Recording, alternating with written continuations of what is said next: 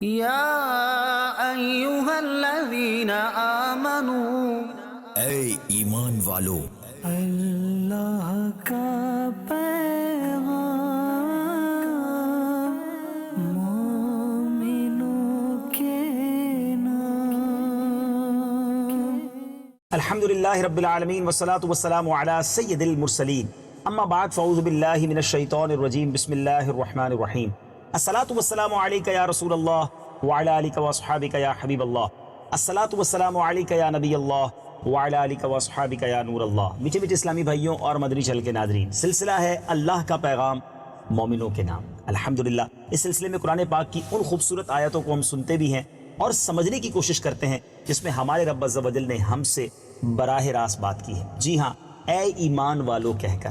آج کون سی آیت ہے؟ آج انشاءاللہ پارہ ہے 9 سورہ الانفال، آیت نمبر 20 تا 21 تلاوت بھی سنیں گے اور اس کا ترجمہ بھی سنیں گے۔ آئیے پہلے تلاوت قرآن مجید۔ یا ایہا الذین آمنوا اطیعوا اللہ ورسولہ ولا تولوا عنہ وانتم تسمعون ولا تكونوا كالذين قالوا سمعنا وهم لا يسمعون۔ ترجمہ کنز العرفان۔ اے ایمان والو، اللہ اور اس کے رسول کی اطاعت کیا کرو اور سن کر اس سے منہ نہ پھیرو، اور ان لوگوں کی طرح نہ ہونا جنہوں نے کہا ہم نے سن لیا حالانکہ وہ نہیں سنتے۔ یا ایہا الذین آمنو، اے ایمان والو۔ تفسیر صراط الجنان میں ہے، اس آیت سے مقصود سرکار دو عالم صلی اللہ تعالی وسلم کی اطاعت کرنے کا حکم دینا اور ان کی نافرمانی سے منع کرنا ہے، جبکہ اللہ تعالیٰ کی اطاعت کا ذکر اس بات پر متنبہ کرنے کے لیے ہے کہ رسول خدا صلی اللہ تعالی علیہ وسلم کی اطاعت اللہ ہی کی اطاعت ہے، جیسا کہ ایک مقام پر صراحت کے ساتھ ارشاد فرمایا، من یطع الرسول فقط اطاع اللہ۔ ترجمہ، جس نے رسول کا حکم مانا بے شک اس نے اللہ کا حکم مانا۔ ولا تکونوا کالذین، اور ان لوگوں کی طرح نہ ہونا۔ تفسیر صراط الجنان میں ہے، ارشاد فرمایا کہ ان لوگوں کی طرح نہ ہونا جنہوں نے کہا ہم نے سن لیا حالانکہ وہ نہیں سنتے، کیونکہ جو سن کر فائدہ نہ اٹھائے اور نصیحت حاصل نہ کرے اس کا سننا سننا ہی نہیں ہے۔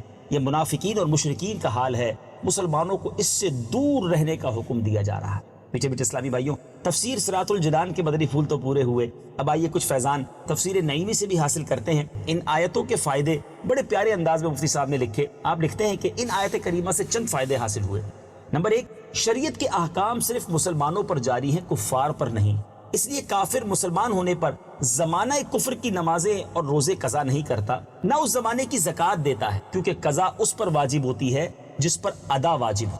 یہ فائدہ اس آیت کو یا ایہا الذین آمنو سے شروع فرمانے سے حاصل ہوا کہ کفار پر صرف ایمان لانا فرض ہے، ایمان کے بعد احکام کی اطاعت۔ ایک اور بڑا پیارا فائدہ مفتی صاحب نے لکھا کہ مسلمان خواہ کتنے اونچے درجے کا ہو، ولی ہو، قطب ہو، غوث ہو، اس پر اللہ اور اس کے رسول کی اطاعت واجب ہے۔ کوئی مسلمان کسی درجے پر پہنچ کر بھی ان کی فرما برداری سے نہیں نکل سکتا۔ سبحان اللہ۔ اچھا، ایک اور فائدہ، حضور کی اطاعت اللہ کی اطاعت کی طرح بہرحال چاہے خواہ کیسا ہی حکم دین ہو بغیر چون و چرا مان لیا جائے، قرآن مجید کے موافق حکم دے یا اس کے خلاف۔ اللہ اکبر، ہے نا بات اہم، کیونکہ حضرت علی رضی اللہ تعالیٰ عنہ کو میرے آقا علیہ الصلوۃ والسلام نے بی بی فاطمہ کی موجودگی میں دوسرے نکاح سے منع فرما دیا۔ ان کے زمانے میں ان پر دوسرا نکاح حرام رہا، حالانکہ قرآن نے 4 بیویوں کی اجازت دی ہے۔ تو میرے آقا کی بات ہر حال میں مانی جائے گی۔ شاندار تفسیر ہم نے سنی ہے اور نبی پاک علیہ الصلوۃ والسلام کی اطاعت کا درس سنا ہے۔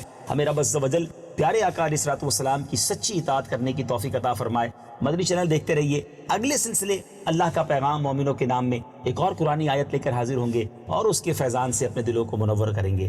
صلو علی الحبیب صلی اللہ تعالی علی محمد صلی اللہ علیہ وسلم۔ یا ایہا الذین آمنوا، اے ایمان والو، اللہ کا پیغام